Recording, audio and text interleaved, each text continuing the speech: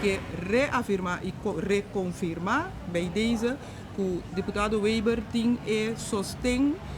e aporte completo de organização de M21 e nos nota fácil para tomar uma decisão de maneira essa aqui. Nós sei, mas nós respeitar sua decisão e me querer maneira que me visa agora aqui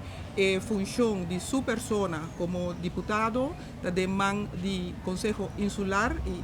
ribesa aqui nós também como Conselho Insular lo vai deliberar, me imaginar-me de dia na venideiro para dia 31 nós temos BVR também e nanang nós lo por doen uitsluitsel provavelmente over die função de deputado Weber que vai pôr na disposição do Conselho Insular.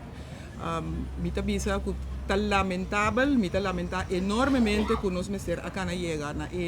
decisão aqui, pero me compreender 200% a situação que o deputado Weber está dentro, então mira riba mira bau, tá eta é sunco tá de parte de execução. Tá eta é sunco me se sentir cômodo dentro sua werkomgeving e com seus partners na de trabalho, seus colegas na de trabalho. Então me querer turgente lo mestre para compreender que se vou tomar uma decisão assim aqui, tá uma decisão hopi drástico.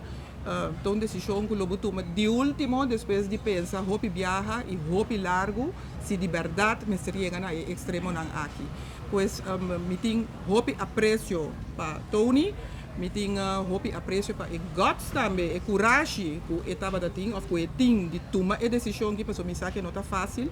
e me sabe que o seu coração está no lugar correto para Bonaire e para o povo de Bonaire, me querer não tem gente e foco por nenhuma essa aqui para ela demonstrar essa aqui também dentro da temporada que ela sinta e nós está confia que den seja uma formação nova ou